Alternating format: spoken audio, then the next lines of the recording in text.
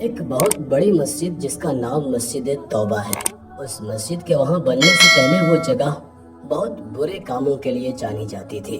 وہاں لوگ اللہ تعالیٰ کی ذات میں کسی اور کو شریک کرتے، یعنی اللہ تعالیٰ کے سوا کسی اور کی پوجا کرتے تھے۔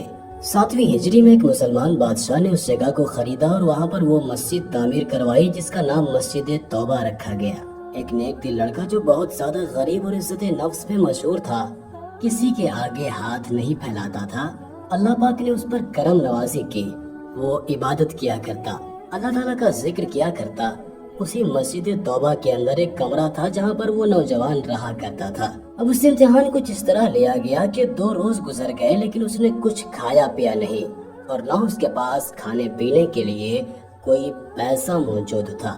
2 روز تو برداشت کر لیے، تیسرے روز بھوک کی شدت نے اسے احساس دلایا کہ وہ مرنے کے قریب ہے۔ سوچنے لگا کہ اب اس حالت میں آ چکا ہوں کہ مر رہا ہوں، مجھے جو بھی چیز مل جائے گی چاہے چوری کی کیوں نہ ہو میرے لیے جائز ہوگی۔ اسی بنا پر اس نے سوچا کہ مردار تو نہیں کھاؤں گا اور نہ ہی کوئی حرام جانور کھاؤں گا، ایک کام کرتا ہوں میں کہیں سے کھانا چرا لیتا ہوں۔ اس مسجد کے پاس بہت سے پرانے مکانات بنے ہوئے تھے جہاں پر ایک دوسرے کی چھتیں آپس میں ملی ہوئی تھیں، چھتوں سے ہی سارے محلے میں جایا جا سکتا تھا۔ نوجوان مسجد کی چھت پر گیا اور وہاں سے محلے کے گھروں کی طرف چل دیا۔ پہلے گھر میں پہنچا تو دیکھا کہ وہاں کچھ خواتین ہیں، تو وہ سر جھکا کر وہاں سے چلا گیا کہ اچھی بات نہیں ہے کہ خواتین کے گھر جاؤں یا ان کے گھر سے کوئی کھانا چراؤں۔ اس کے بعد والا گھر اس نے دیکھا تو وہ خالی تھا، کوئی نہیں تھا، مگر اس گھر سے کھانے کی بہترین خوشبو آ رہی تھی۔ بھوک کی شدت میں کھانے کی خوشبو جب اس کے دماغ تک پہنچی تو اس کے اندر اب ایک کشش پیدا ہو گئی کہ مکان کے اندر جاؤں گا، خالی بھی ہے۔ وہ مکان ایک منزلہ تھا، چھت سے وہ صحن میں آ گیا، فوراً باورچی خانے میں پہنچا۔ اس نے برتن کا ڈھکن اٹھایا تو اس میں مچھلی رکھی ہوئی تھی، مچھلی کا سالن بہترین قسم کا تھا۔ فوراً دل نے چاہا کہ مچھلی اٹھا لوں اور میں اس کو کھا لوں۔ ابھی اس نے اپنے دانتوں کے قریب لا کر کھانا ہی چاہا تھا، اس کی عقل اپنی جگہ واپس آ گئی اور ایمان جاگ گیا۔ اس نے اپنے آپ سے کہا، اللہ کی پناہ میں مسجد میں رہتا ہوں، اللہ تعالیٰ کی عبادت کرتا ہوں، نیک لوگوں کی صحبت میں رہتا ہوں، لوگوں کے گھروں میں گھسوں اور چوری کروں، کیا مجھے اپنے رب کی ذات پر بھروسہ نہیں ہے؟ میرا رب مجھے پالتا ہے، کیا مجھے کھانا نہیں دے گا اور میں چوری اور حرام کاری کر رہا ہوں؟ اپنے اس فعل پر اسے شرم آئی، پشیمان ہوا اور توبہ استغفار کرنے لگا اور پھر دیگچی کے برتن کو وہیں رکھ دیا۔ اب وہاں سے مایوسی کی حالت میں لوٹ آیا، مسجد میں آ تو گیا لیکن بھوک کی شدت سے سمجھ نہیں آ رہا تھا کہ کیا کرے۔ امام صاحب کا درس چل رہا تھا اور اس درس میں وہ بہت ذوق سے چلا جایا کرتا تھا، لیکن اس وقت بھوک کی حالت تھی اور جوانی میں تو بھوک اور بھی زیادہ لگتی ہے۔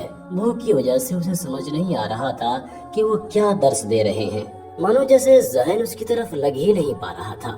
جب شیخ صاحب نے درس دے دیا اور لوگ جب وہاں سے بیان سن کر چلے گئے تو ایک شخص مسجد میں داخل ہوا، شیخ سے گفتگو کی اور وہ طالب علم ان دونوں کی گفتگو سمجھ نہیں پایا۔ شیخ نے اپنے آس پاس نگاہ کی تو اس نیک لڑکے کے علاوہ کسی کو وہاں نہ پایا کیونکہ سارے لوگ جا چکے تھے۔ پھر اس نے اسے آواز دی، تم شادی شدہ ہو لڑکے؟ لڑکے نے کہا کہ نہیں شیخ صاحب۔ شیخ صاحب نے کہا، تم شادی کرنا نہیں چاہتے ہو؟ جوان خاموش رہا۔ امام صاحب نے پھر کہا، مجھے بتاؤ کیا تم شادی کرنا چاہتے ہو یا نہیں؟ اس نوجوان نے جواب دیا، اللہ پاک کی قسم، میرے پاس ایک لقمہ روٹی کے بھی نہیں ہے، میرے خود کے پاس پیسے نہیں ہیں تو میں کسی اور کو کیا کھلاؤں گا، میں کس طرح شادی کر سکتا ہوں؟ شیخ صاحب نے کہا کہ یہ آدمی آیا ہے اور کہتا ہے کہ یہ اپنی بیوہ بہن کے ساتھ رہتا ہے اور خاتون جس کا شوہر وفات پا چکا ہے اس شہر میں بے بس ہے اور اس دنیا میں سوائے اس کے بھائی کے کوئی عزیز رشتہ دار موجود نہیں ہے۔ یہ بھائی کہتا ہے کہ وہ خاتون شوہر سے گھر اور میراث یعنی مال کو پا چکی ہے، یعنی سب کچھ ہے اس کے پاس، وہ ایک امیر ترین خاتون ہے، لیکن اب وہ ایسا مرد چاہتی ہے کہ اس کے سرپرستی میں رہ کر وہ تنہائی کے گناہ سے بچے اور حفاظت بھی پا سکے۔ کیا تم اس نیک خاتون سے شادی کرو گے جو اس وقت شادی کی خواہش مند ہے؟ نوجوان نے بہت سوچا اور بہت سوچنے سمجھنے کے بعد اس نے ہاں کر دی۔ شیخ صاحب نے نوجوان سے اجازت لے کر اس خاتون کے بھائی سے کہا، یہ نوجوان تو راضی ہے، بہت نیک ہے، نیک سیرت کا مالک ہے، اعلیٰ اخلاق ہے، اللہ عز و جل کا ایک نیک بندہ ہے، بس اس کے پاس تمہاری بہن کو پالنے کے لیے، اس کی کفالت کرنے کے لیے پیسے نہیں ہیں۔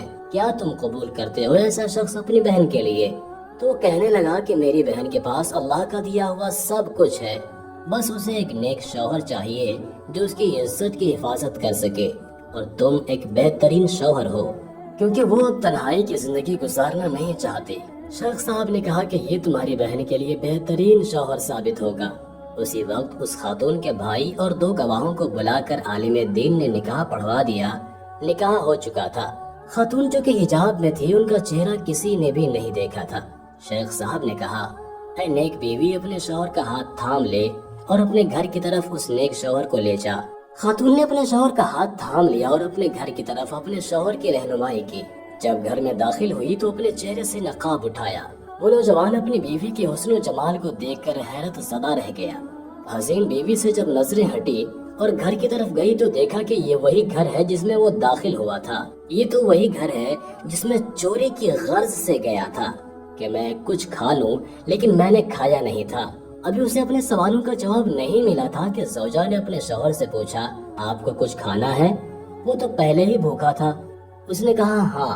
وہ جلدی اس کے لیے کھانا لے آئی، لیکن جیسے ہی برتن پہ سے ڈھکن ہٹایا تو دیکھا کہ کسی نے مچھلی کو اپنے دانتوں سے کاٹا ہے۔ اس نے کہا عجیب بات ہے، گھر میں کون آیا تھا جس نے مچھلی کو 2 دانتوں سے کاٹا ہے لیکن کھایا نہیں، صرف دانتوں کے نشان ہے۔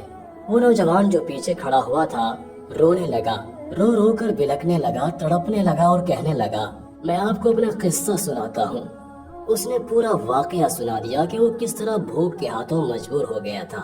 تیسرا دن تھا جب اس کے پاس کھانے کے پیسے بھی نہیں تھے، ایک نوالا تھا، اور جب وہ مجبور ہو کر چوری کی غرض سے گھر میں آیا جو کہ خالی تھا، کوئی بھی نہیں تھا، اس وقت اس نے مچھلی کو کھانا چاہا لیکن وہ نکل نہ سکا، کیونکہ اس کے دل میں خیال آیا کہ چوری تو حرام کام ہے، گناہ ہے۔